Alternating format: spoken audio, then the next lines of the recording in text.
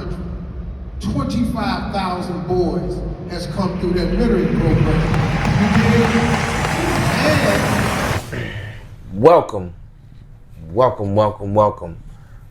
We're back. This is the Mancave Memoirs podcast, and we are coming to you. Coming to you live from the studio, aka the Lobby of Urban Ink Body Art and Custom Jewelry. Shout out to one of our sponsors for being so gracious enough to give us such visually appealing settings. My name is Tony Tong, otherwise known as Urban Demand. This is BT, aka Best in the Flesh. And this is Mancave Memoirs. We are a safe space for unfiltered male conversations. And we are back with another installment. That's right. Glad to be here, man. Super glad to be here. Glad to be back recording consistently, talking about things of value and importance. And this weekend was a very eventful weekend for both of us. 2026 InvestFest, brought to you by Earn Your Leisure. Yeah, it was very dope. August 7th, 8th, and 9th. The InvestFest 6th annual did happen in Atlanta, Georgia, and we were on the scene. I still got my bracelet on. We were on the scene, and look, it was an amazing experience. We were just talking before we got on air about how, you know, there are a lot of EYL haters, and, you know, I heard that, you know, a lot, but after going to InvestFest, you know, I'm totally don't understand what the hate is about. You know what I mean? Because I went there open-minded, ready for, you know what I'm saying, just open-minded, because I didn't know what to expect and I didn't want to have any type of expectations. You know what I'm saying? So it was very, very enlightening, very educational, very informative, very inspiring. And I think you might feel similar. For sure. Well, we were so excited about InvestFest because we've both been following Rashad and Troy and Ian for quite some time. Me and you, we have conversations about the things that we hear them speak about, some of the game and the content. So being able to actually attend InvestFest, which is, you know, their large-scale networking event, numerous different speakers, thousands upon thousands of attendants, networking, you know, pitching brands. It was just something that we were excited to do. So excited that we bought our tickets last year because they were discounted if you bought them last year for this year. Let's check and make sure that the tickets I'm already on it. Bro. Yeah, the tickets for next year ain't out because I'm going to buy them the same way. So if you buy the ticket during the week of, it's usually discounted for the next year. And that's what we've been doing, or what we did. And we sat on these tickets all year. Leading up to InvestFest, I started to see a lot of discord rhetoric regarding just the InvestFest, the program, and I didn't understand where it was coming from. I did see Troy and Rashad do a podcast in which they said that they didn't get a lot of support from Atlanta. And I know that they weren't speaking about the city of Atlanta in general. They're talking about sponsorships, companies, government, things like that. Enough to the effect that Mayor Andre Dickens spoke out on the subject matter. No. He spoke out on a radio interview. Oh, okay. Where he talked about, you know, nobody's called him, nobody's hit his phone line. You know, he's easy to find, but, you know, we're willing to work with anybody, yada, yada, yada, yada. So I was excited to get there.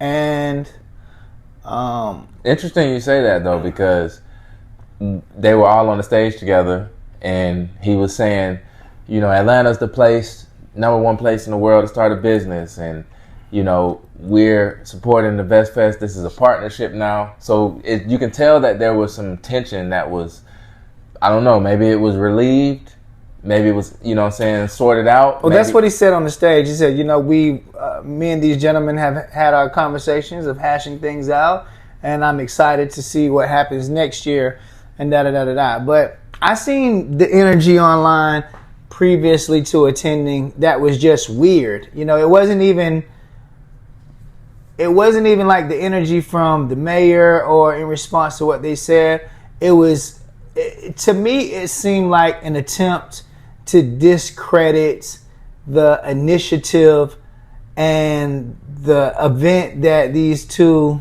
black brothers had built. And it was weird to me because a lot of the hate was coming from black people. So I didn't see white people, just people that looks like them, that were hating on the event, calling it a scam, saying that the people that they've had up there, trying to discredit the speakers from saying, I seen something so crazy. It was like Diddy was the headlining speaker one day, and you see the apple don't fall far from the tree, and I'm like, bro, what the fuck? Why would you what does that even mean? Shout out Diddy, he did speak.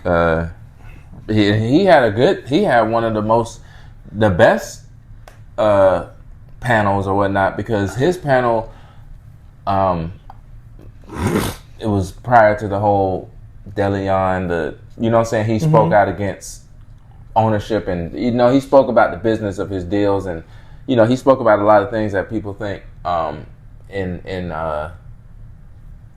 response, or like the after effect of his InvestFest moment panel led to the stuff that started happening, the downfall, led to his the beginning of the end, or what seemed like the end. Yeah, so it was super weird. There's a few pages in particular that I seen bash. I'm not going to give them any highlight right now and mention them, but from attacking the speakers to inflated ticket sales to, it being a scam, and why would people want to go there? And I couldn't understand why. And when I actually went there, it was an amazing experience. It was everything that I thought it was going to be and more.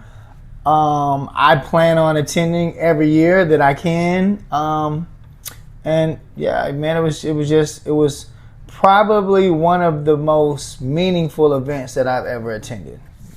Yeah, it was super dope. My first time, they said it was a scam, and that's been the backlash, year after year after year. And I'm gonna say it again, I don't see it. It was something that I took in. I enjoyed the panels. I enjoyed the special guests. Everybody was dropping some gems. The combination of the panels was put together very well. Because the way I thought it was going to be, I thought all those people were going to all have like 15 minutes apiece to speak. You know what I'm saying? But what they had was, let's say 100 special guests. And they had, 2 stages, and then they had 3 to 4 of those 100 special guests on a panel together. But it was a collaborative thing, because all of these backgrounds and the experiences they had all meshed very well. Mm-hmm. You know what I'm saying? Like they had the Morgan and Morgan up there with the CEO of BET, and they had 19 Keys, Van Lathan, and Vic Mensa, and you look at 19 Keys, who's big on media, big on communication and speaking, Van Lathan, who's TMZ former, reporter, and then Vic Mensa, we both know, the type videos he does with the picking the oranges and whatnot. So it was good for them three to talk about media, because there's just three different... Especially black culture and media. Yeah, that too. But, just the way that they combine these influencers together, these entrepreneurs together, it was well put together. I went into the room next door, and Joey Badass was speaking with I can't remember who the woman was, and another guy. But the other ones, I don't know if there are 2 stages, and one stage is on a huge platform that's built up. It's got 5,000 seats inside of it, and then you go to the other stage, and it's like, it's not dark, it's well lit, you know what I mean? And it's still about 2,000 seats in there, you know what I mean? But it's interesting, you know what I mean? I guess you could say they had like the I wouldn't even try to separate the two. Everybody there that was speaking was a very influential person that's worked very hard to get where they are. So, you know what I mean? Regardless of what stage they were speaking on, both provided beneficial information. What was your biggest takeaway, though? Man, I think I spoke to you before. I've spoke to some of my closest peers in relevance to this. It was a very humbling experience for me. So in the beginning, it was very euphoric. It was euphoric to a degree that I got to hear people that inspired me. I got to listen to their story. I heard people in similar industries, whether it's trading or business, give jewels and game. And everybody that was in the building, we're talking 30,000 plus people, everybody was there for the same reason that we were there. So they were trying to either gather knowledge, promote their business or brand, or network with people that they could potentially build with in the future. And for me, you know, it was worth the general admission ticket, which I think was priced at like $300. But even if they didn't have Serena Williams and Lala and Master P and Joey Badass and Steve Harvey and Nick Cannon and Serena Williams and Ian doing his presentation and 19 Keys and Vic Mensa and all these other great inspiring people, even if they didn't have those people there, just being in the room with 30,000 like-minded people was worth a $300 ticket to me, because there was just no low-level conversation. Everything was about business, production, productivity, motion. I think the lowest level conversation that I might have had was with the guy who I bought a sandwich and a water from as I stood in line and other people bought a quick meal. But him asking me what drink do I want was the lowest level conversation I had. But everybody else that I talked to was like, shout out to the sandwich guy too. That wasn't a dig either. I'm just saying that, you know, the most common average conversation I had was in that moment, but everything else was just wow. But the takeaway that I had is that how I want to be there next year, you know, how I want to be building and in what capacity and in what way do I want to be seen and foreseen. I said this about some chicks a while back and they got mad, but I was like, you know, a 10 in your hometown is a 2 on South Beach. And I was in Miami this day that I said that. But that doesn't just go for women who are super popular in smaller areas. It goes for men too. So I felt the same way. I said, you know what? I'm pretty achieved. I'm not too ugly of a guy. I'm pretty well known and popular. I'm an 8 in my city. But in that building, I was a 1. There were people with so much more motion than me that probably looked better, was in better physical condition, that had more business about themselves, that just had more motion than me. And it just let me know that I'm probably placing myself in a lot of the wrong rooms. And the room can be your city, it can be your neighborhood, it can be the job that you got. But, you know, if you're the smartest, most driven, most attractive person in the room, you're probably in the wrong room. So I don't know who's calling. Yeah, the biggest takeaway from me was getting to see all of the vendors in the vendor I don't know what it's called, the vendor platform, the vendor expose Marketplace.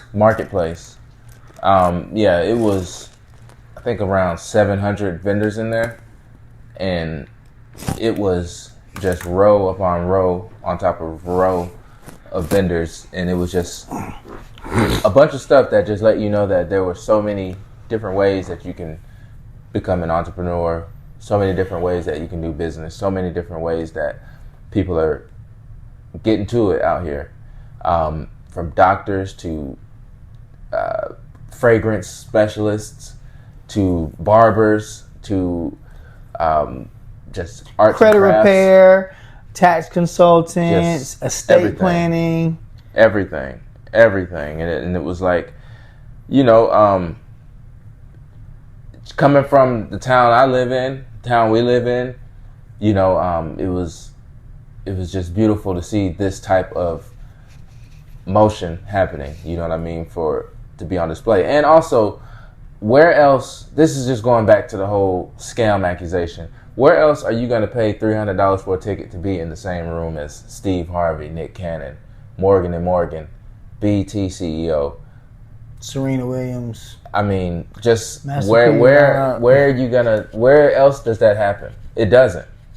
So, I enjoyed it. I'll be back next year, and the year after that. I really think that I don't think it's gonna last in Atlanta much longer, though. I think they made hints to it on one episode that they would consider other locations. I don't know exactly where would be the best place. I was thinking maybe Houston. Houston would be good. LA maybe. LA or Houston, Miami maybe. Especially with Miami being like a crypto hub, or not a hub, but like a place that a lot of the new digital money is going to. Hello. So. Hello. Who is this? But we'll see. We will see. Shout out. What's up? Message me. We're recording podcast right now. You keep calling the shot phone. Wine. No. Excuse me. This Shout area, out right? King. Yeah. Got a chance to meet him, talk with him, soak up some game. Got a chance to meet some other influencers that I have similar content styles with. That was pretty cool. Just, even looking at some of the InvestFest content that's already out, just seeing stuff, and it's like, dang, I remember seeing that person. And you look and it's like, oh, this person has a lot going on. And it's like, dang, I walked right past this person 5 times and didn't know this person was, like the guy with the construction hat on. Mm-hmm. And then he started popping up in my feed. Yeah, he's popping up on my feed. The guy that has I think he had a shirt on that says praying with purpose. Mm. And, I seen him a few times. And then I see a video that popped up on my feed, and I was like, oh, that's Buddy. Buddy got 2.2 million followers. I'm like, dang, Buddy walked by me a bunch of times. I was actually just standing behind him at one point. You remember who he was? He was on the panel, but I saw him in the marketplace, but he was on the panel too. Philip something, I think. But yeah, 2.2 milli, and he's a preacher, I think, or some type of something. And yeah, so, but nah, it's definitely it was definitely dope, man. I definitely, if you are wondering, you're gonna see some of the B-roll. We're gonna have it on this video, so you all will see that. It's just very important that if you're wondering about InvestFest or wondering about if you should participate or attend, it's just very important that our excitement resonates with you. For sure, absolutely. I'll definitely be there next year. Now that we've seen what it's like, we know the approach for next year. I've been coming up with all different type of ideas. I've been speaking to my group of counsel, my mentor group. I don't even call that. My group of counsel, about how I feel about this situation, because it was great. But like I said, I seen people talk about going from the audience to the stage, and that's kind of where I'm at right now. I want to be on the stage, and a lot of these people that were on the stage, I have relationships with from the past, and they've done such marvelous and magnificent things. And now it's like, man, I got to get there. I need to be there. We need to be there. So, what would you say that your favorite part of the event was? If you had to say, if I couldn't have done anything else, or I could have only chose to do one thing or hear one speaker, what would you say was your favorite part? Oh, without a doubt, it would have been the whole 19 Keys, Van Lathan, and Vic Mensa conversation. You like that conversation the best? From what I was able to attend, that was the best one for me because it resonated with me as far as media goes. And I'm a black creator, and I'm very attached to the beginning all the way to the end of what I do. And they just talked about the movie. Well, Van Lathan was talking about the movie he made, and Keys was critiquing him and saying that the end should have been different. But it was just like that particular conversation struck a chord with me. And yeah, I'm probably gonna be looking for that tomorrow to rewatch it, just so I can take notes on it. What about you?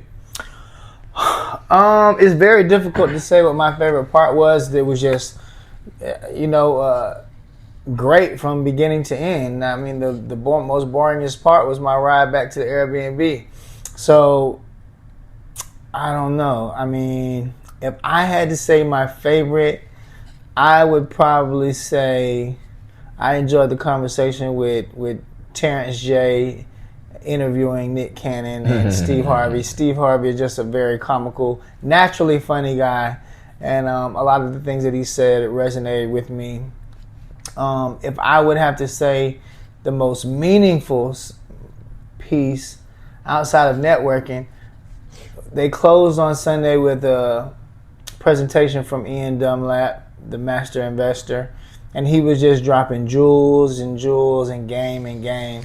And what was very interesting is that you had a audience of about, I don't know, I would say 30,000 people listening to Ian Dunlap, and there are people of color sitting in the stands taking notes. Some of them were standing because all of the red pandas were standing, and he's dropping slide after slide of nugget, sauce, and game for the stock market. And it was something that I'd never seen before. You got tickers on the screen. You got candlesticks on the screen. He's talking about entries, long-term holding, and the majority of everybody in the crowd is African American. And they're learning a skill set that not many, I would say, in our community or have access to or are involved in.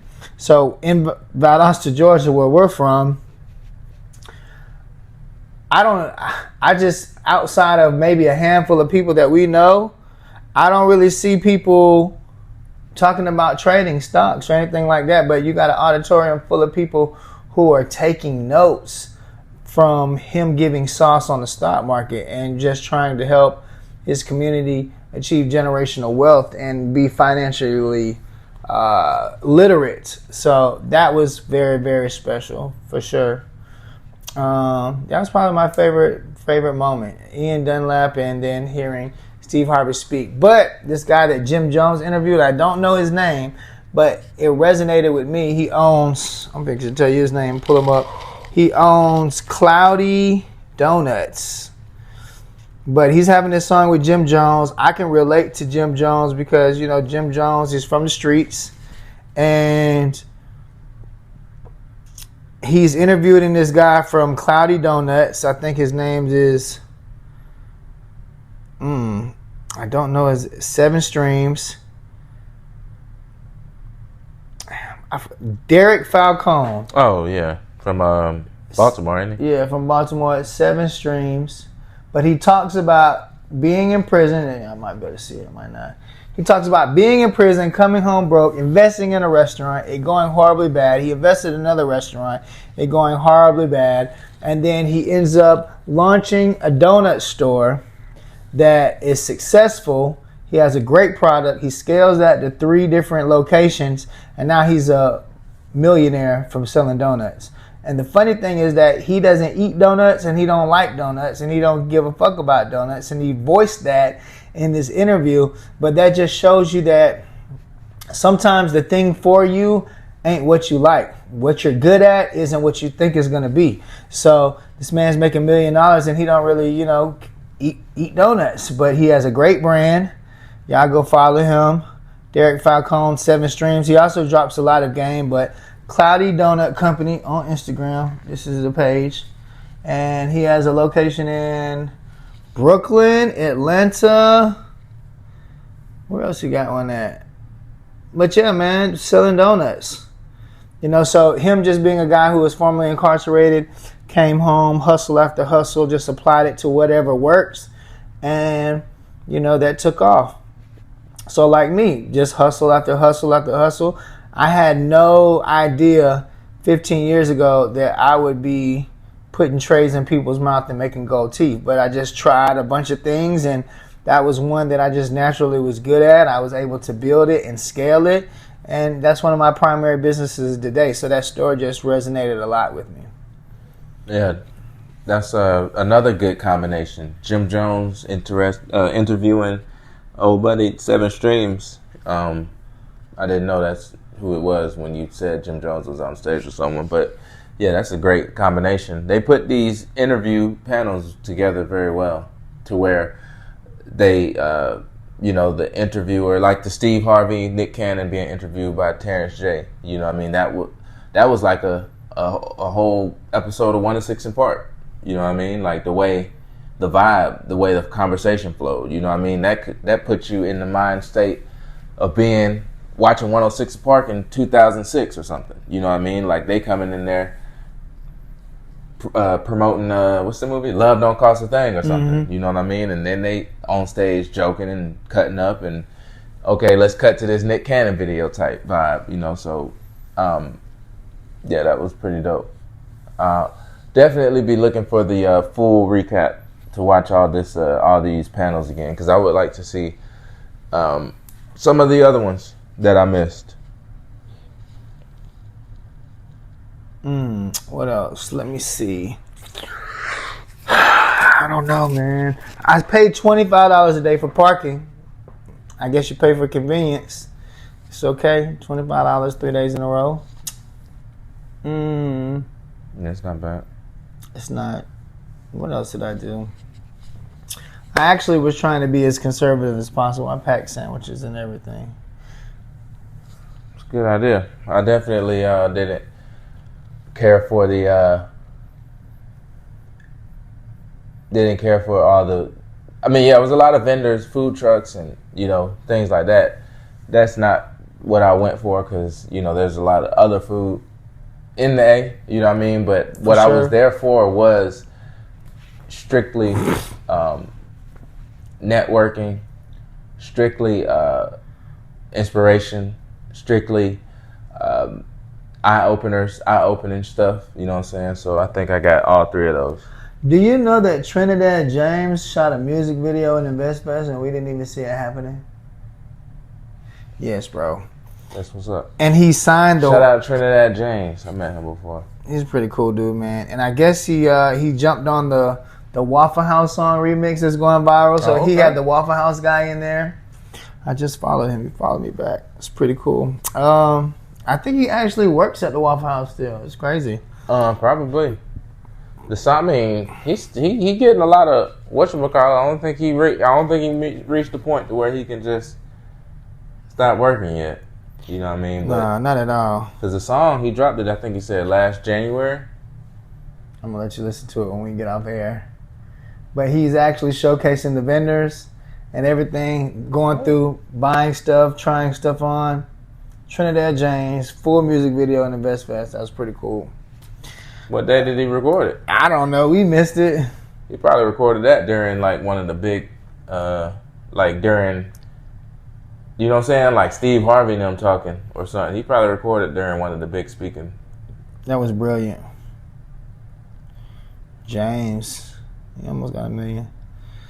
Yeah, man. But I look forward to going next year. If you guys are interested in going and you are entrepreneurial minded, you're business minded, you either have a business, you have a brand, or you're looking to start one and you want to go to InvestFest, put your name in the comments, put your contact information in, send us a DM or whatever, because we would love for as many people as possible to go, especially people from small towns who don't get exposed to this type of environment and energy that often. We want you to go. We encourage you to go. We want you to learn something else, see different things, meet new people, and it can all happen at InvestFest. So InvestFest 2027, if you are interested in going, put your name in the comments, send us a DM, say reach out to me, I want to go to InvestFest, and let's make it a big event next time. Let's actually go in a caravan, let's go multiple cars deep, planes deep, however you get there. Yeah, and let's just network, man, and spread unity and professionalism and the desire to achieve. For sure. Yeah, y'all come listen to me talk on stage. Mm-hmm. And there's so many people getting behind it right now. This is Tyrese's page right here. Tyrese is sharing a video from InvestFest, and he says, we need 40 major sponsors. And if we don't get it, we're missing the mark. This is Tyrese. I wonder is he going to be a sponsor? Because that was another thing. Like Atlanta, home of the InvestFest, doesn't even have Coca-Cola sponsoring. You know what I mean? Like Pepsi's offered to sponsor, but it's like you're in Atlanta. You know what I'm saying? And it's just like, I'm sure they're not turning it down, but you know, it would only make sense if you're in the home of Coca-Cola. For sure. You know what I mean? Yeah. I mean, this one right here, I think this is going to be the one that, I think we caught the last InvestFest before this shit goes like 40 spot. You know what I'm saying? Before it goes like, before it becomes Essence Fest. You know what I'm saying? Before it becomes Essence Fest level. And this is probably why they didn't drop them discounted tickets yet. Because it's going to be bigger and better than ever. Yeah. That's crazy, bro. I think part of it was, got to cut you off, but I think part of that, the reason it was so big this year is because of those discounted tickets. You know what I mean? Because that shit was perfect. Discounted tickets, yeah. Who is Dave Reg? Let me follow him. Oh, speaker. He spoke at David Regina. Bro, y'all just got to go follow the InvestFest page. Facebook, Instagram. You're going to see all the highlights. You're going to see all the mover shakers. The booth that was selling the shirts. He had a booth right next to it where you could sign your name, autograph the InvestFest wall. He was right next to that. So if you want to get some more recaps from this event, go to InvestFest on Instagram. You'll see all of the different highlights, everything that was going on, a lot of stuff going on. Also, make sure that you go follow the individuals responsible for this. First, follow their brand, EYL, Earn Your Leisure. Check them out, Earn Your Leisure. And you got Rashad and Troy and Ian Dunlap, Master Investor. So go follow those guys, get familiar with their campaigns, what they got going on, and what they're trying to do for the community in terms of financial literacy. For the culture. For the culture. That will conclude tonight's show. Is there anything else that you would like to speak on, Mr. Tillman? Mr. Tillman, hey, look, I'm going to show y'all some of these B-roll cuts later. If you want. He was moving and shaking out there. Like, he was passing out business cards, hitting his tap pop band. You know, he was really working the floor, letting people know what he does and how he can help their brand. So, big shout out to you for being prepared and getting out there and networking. Yeah, I don't have any more. I'm ready to, like I was saying yesterday, it was just a lot of traveling for me, just, you know what I'm saying, ripping and running. So I didn't plan on putting any other content out because I just wanted to get my rest and stuff. But this right here, what you have just witnessed, is the official Mancave Memoir InvestFest review recap. So make sure you hit that subscribe, like, comment, in the comment section, especially if you did attend InvestFest. Let us know if you saw us. You know what I mean? Let us know what your main takeaways were. Let us know what your favorite speaking panels were. You know what I mean? Like, let's talk about it. You know, we can get this community going. You know, we're all aspiring to be, you know what I mean, on the levels of the people that we, you know what I'm saying, came out to support this past weekend. So, you know, let's get this ball rolling, and let's you know, just continue. Y'all continue supporting Mancave Memoirs because you know. And I do want to give a big shout out to the guys.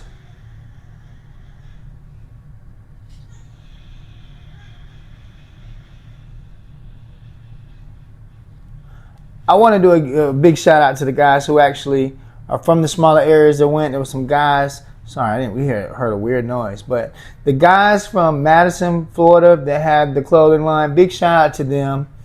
Big shout out to Little Andy Drip, a.k.a. Drip. He was there in attendance. Chris Skitspitz. He is a author and entertainer. Big shout out to Chris, author and entertainer, for being there as well, man. We met some really cool people. And yeah, man. Shout out Dwayne the Great, Dynasty Trucking Company. He was in the building talking about you know, how they're revolutioning the trucking industry. He's been doing his thing. So shout out to him. I saw a video he posted. That's dope. Mm-hmm. I posted a video, or I actually posted a post on Facebook, you know, just sharing some of the weekend events I attended, encouraging others to do the same. And he posted a video at InvestFest doing a walkthrough. It's pretty cool because I didn't see him at all. So, you know what I mean, that's just pretty cool to see that. So, yeah, you know, it's a handful of us that are into this business stuff like that. And, you know, trading isn't for everyone. It isn't, you know, but I tell you this, it's dang near the most reliable, the most Did you say dang near? Yeah. Okay. It's like the most reliable, not reliable, but it's almost the most certain way you can become a millionaire. I think that's the way I'm wanting to put it. You know, because you can do anything. You can be an entrepreneur, you can be a rapper, you can be a painter, you can be a carpenter, you can start a business or whatever. But it's like, if you lock in with that trading and lock in with, you know, investing, especially if you get aggressive with it, you can run the bag up. Like, you can really run the bag up. And, you know, I think the options, not to go off on a tangent, but I think that the options, you know, just the whole thing, options and whatnot, I think that got a lot of people, like, excited back in, you know, COVID days. And, you know, people were blowing accounts left and right trying to, you know, do options, this, that. But, you know, if you know, really lock in, get serious, and find a strategy that works and stick to it, you know, and stay aggressive with it, you could definitely become a wealthy human. So yeah, I said that to say, subscribe to the channel. We love to have you. All right? For sure. So until next time, we are the hosts of Mancave Memoirs, Urban Demand and Best in the Flesh, also known as Tony Tong and Brandon Tillman. Thank you so much for coming. As he said before, make sure you subscribe, turn the notifications on so you know when we post new content and we go live. And until next time, make sure that you be great on purpose.